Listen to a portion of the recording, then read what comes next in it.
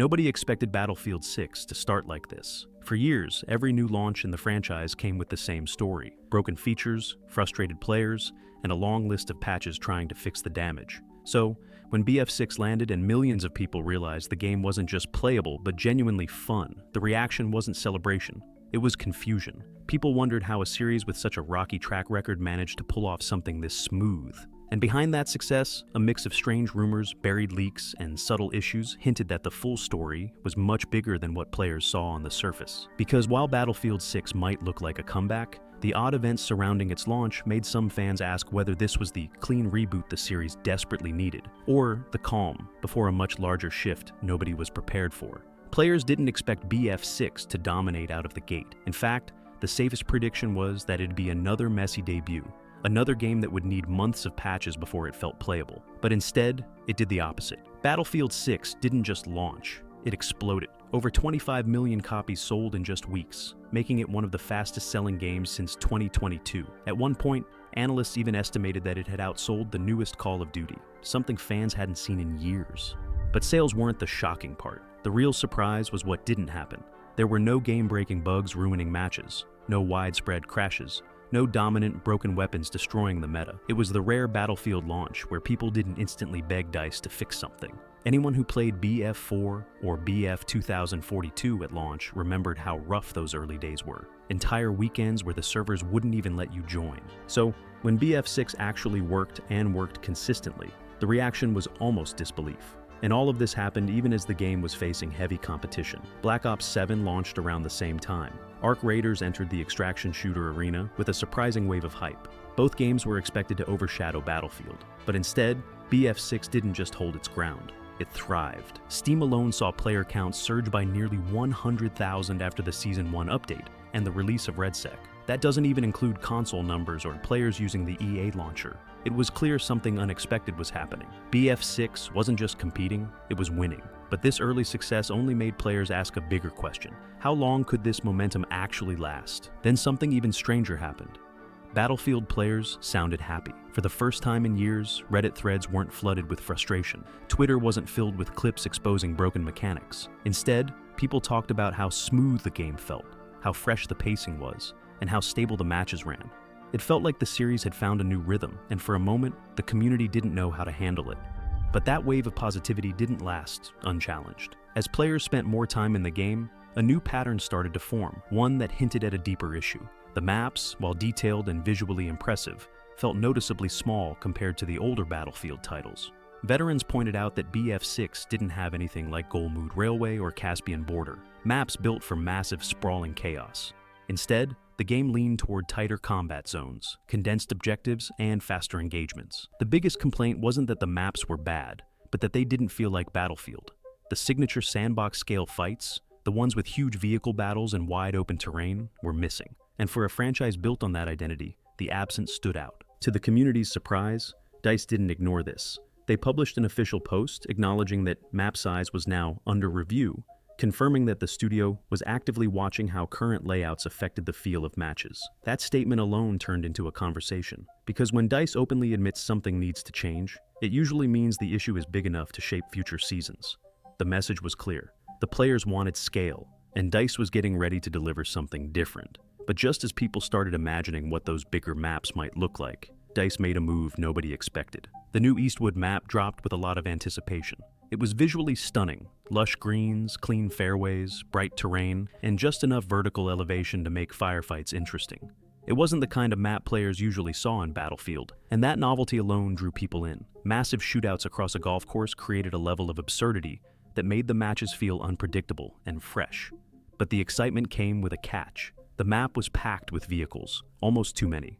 Helicopters circling low, transport trucks bouncing through fairways, tanks rolling over bunkers. At times, the entire landscape turned into a tangle of explosions and engine noise. It was pure chaos, and some players loved it. Others felt it pushed the limits a little too far, turning certain matches into non-stop vehicle spam. Still, even with the chaos, Eastwood was considered a win. And then something even more unexpected happened. A player-made version of Eastwood in Portal surged in popularity, not for XP farming, but because people genuinely enjoyed playing it. This was rare. Portal had been criticized for being more of a novelty tool than a real pillar of the game, but Eastwood proved that when players were given the freedom to create massive layouts, the community responded. It didn't take long before discussions about older Battlefield map design resurfaced. Fans compared BF6 to BF3, BF4, and Bad Company 2, pointing out how large terrain and open-ended objectives created a sense of scale modern shooters rarely offer anymore. And suddenly, players weren't just asking DICE for bigger maps, they were begging for them. The demand was so loud that when DICE added a completely blank sandbox map for players to build their own layouts, the reaction was immediate. People began creating their dream scenarios, massive open terrain battles, old-school layouts, and remixed versions of classic fan favorites. It was a reminder that Battlefield's identity never came from tight corridors or small combat zones. It came from scale, experimentation, and unpredictability. And the studio couldn't ignore what the community was building. But while fans debated over map sizes and Battlefield identity, someone else was quietly digging through the game files. And what they discovered changed the conversation completely. Every Battlefield game has one person who consistently finds the secrets buried in the code. And once again, the community turned its eyes to one of the most well-known data miners. This time, what he discovered spread across social media faster than any official announcement. Hidden inside the files were references to several weapons the game hadn't mentioned at all. The MG5 machine gun, the Bren 2, the Scorpion Evo 3, and even the compact VZ-61 machine pistol. 4 completely different styles of guns, each hinting at a different type of season theme. The discovery instantly sparked speculation. Was DICE preparing a modern Special Forces season, a military contractor season, something tied to urban warfare? But the leaks didn't stop there. Buried even deeper was something far more attention-grabbing, a reference to the H-6 Little Bird helicopter. For longtime fans, this wasn't just another vehicle.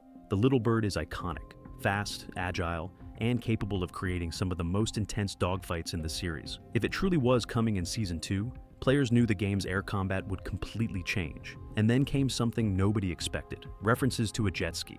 Not just a prop, an actual drivable watercraft. That tiny discovery immediately reignited a conversation fans had been having since launch. Where was the naval combat?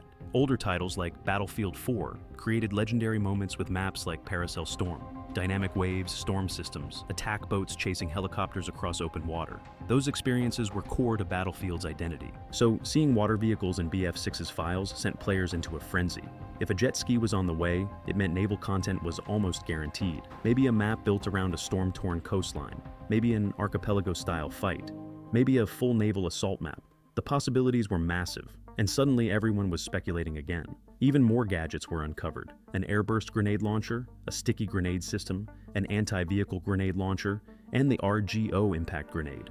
Each one hinted at gameplay shifts that could completely reshape the meta, opening up new strategies and counterplay options that didn't currently exist. All these leaks pointed toward a game preparing for something bigger, a major shift, a new direction, or even a full-scale overhaul of gameplay variety. But while leaks teased the future, the present still had one major problem the community couldn't ignore. The game had momentum, new content was on the horizon, and the community felt more alive than it had in years. But underneath all the hype, one problem kept rubbing players the wrong way: weapon progression. It didn't matter how polished the maps were or how smooth the netcode felt. The moment someone tried to unlock attachments for a new gun, everything slowed down. Battlefield has always had some form of progression, but BF6 took it to a level that felt more like a chore than a reward. Basic attachments, things players needed just to make a gun feel comfortable, were locked behind dozens of kills, headshots, or specific challenge chains. The issue wasn't the grind itself. It was the fact that many guns simply didn't feel competitive until those later attachments were unlocked. Players weren't grinding with a weapon they liked. They were grinding for the weapon they wanted. And the worst part? The process could take days. Entire evenings revolved around using one single gun just to bump a stat from barely usable to finally playable. It didn't match the fast-paced feel of the rest of the game, and it definitely didn't match the expectations of players who were used to earlier titles, where attachments came quickly and naturally. DICE tried addressing the issue, but their solution confused a lot of people.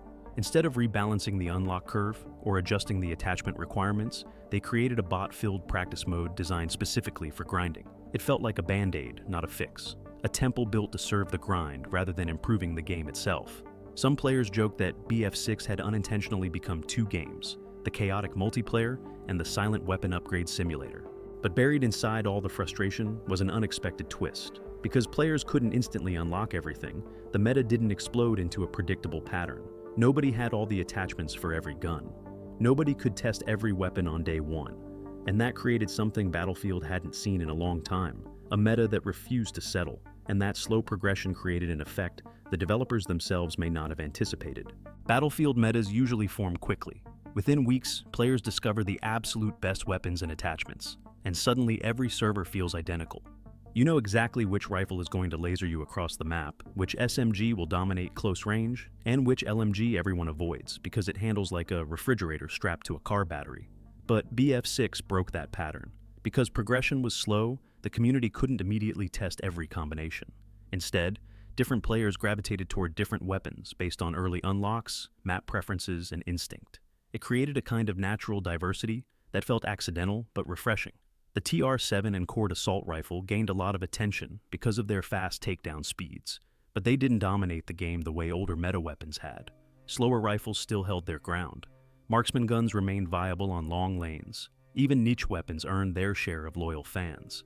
Map variety played a role as well. Not everything was close quarters, not everything was long range. BF6 leaned toward a hybrid style of combat, where different zones rewarded different gear. No single gun could rule every environment. And with DICE actively tweaking weapon balance, players felt like the landscape was changing instead of calcifying. It created a sense of unpredictability, something that kept players experimenting instead of settling into stale habits. Even if the grind frustrated them, the evolving meta kept the game interesting. But the biggest surprise came from a mode nobody expected to influence the game at all: the new free-to-play battle royale, Redsack.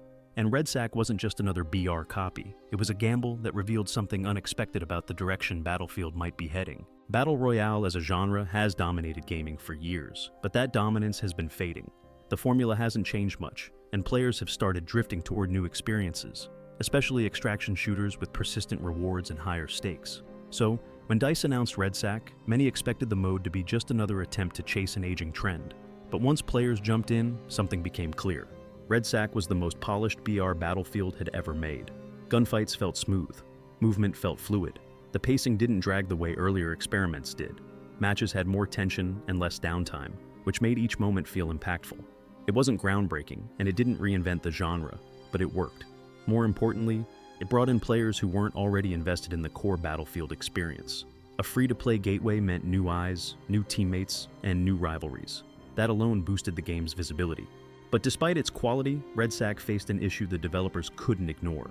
The BR genre was losing cultural momentum, and extraction experiences like Arc Raiders were pulling players away. The industry was shifting, and if DICE wanted Redsack to survive, it needed more than tense firefights. It needed reasons to keep coming back. The mode lacked meaningful progression. Winning felt great, but it didn't feel rewarding. There wasn't an exclusive prize, a rare unlock, or a powerful cosmetic tied to victory. Without long-term incentives, a huge part of the BR formula was missing. Still, Redsack revealed something important. It showed that BF6 could expand in multiple directions without losing its identity, and that flexibility hinted at a future where the series might explore completely new modes, new systems, and new forms of progression. But Redsack wasn't the only experiment shaping the game's direction. The biggest question was where Battlefield 6 was heading next, and whether DICE had a clear vision for what comes after the honeymoon phase. The BR formula was missing. For the first time in a long time, Battlefield was stable. Player counts remained above 100,000 on Steam alone, a milestone no previous game in the series had ever reached for this long. Content updates were hitting on schedule, events were rolling out smoothly, and the conversation around Battlefield wasn't filled with disappointment. It was filled with curiosity. But with all that momentum, the path forward was still a mystery. DICE had endless options. They could push larger maps, leaning into the sandbox chaos older fans loved. They could double down on naval combat and bring back the dynamic water battles that made BF4 legendary. They could expand Portal into a full ecosystem where players create their own modes, their own rules, and potentially their own viral hits. They could even explore extraction modes, leaning into the modern trend while reshaping the Battlefield identity. The truth is, the game feels like it's standing on a crossroads. One direction leads back to its roots, another leads toward experimentation, and somewhere between those paths is the future fans have been waiting for. Battlefield 6 has the player base, it has the momentum, it has the attention of the entire FPS community. But long-term success depends on how well DICE can maintain that excitement without falling back into the habits that hurt past games. The studio has proven it can launch a stable game. Now it needs to prove it can sustain one. And that balance between honoring the franchise and exploring something new is what will define Battlefield's future. Battlefield 6 wasn't supposed to be a comeback story. It wasn't supposed to outsell its competition, win back old players, or rebuild the community's trust. Yet somehow, it did all of that without the chaos and confusion that usually follow a Battlefield launch. But success today doesn't guarantee success tomorrow. The game has the foundation it needs, the player base it always wanted, and a surprising amount of goodwill. The question now is simple. Can DICE keep the spark alive? Can they deliver the massive maps fans miss, the naval battles veterans crave, and the innovations the modern FPS scene demands? Nobody knows the full answer yet, but one thing is clear. BF6 isn't just surviving, it's evolving. And the choices made in the next few seasons will shape not just the game, but the entire future of the franchise. Because after everything this series has been through, players aren't just watching Battlefield grow, they're waiting to see what it becomes next.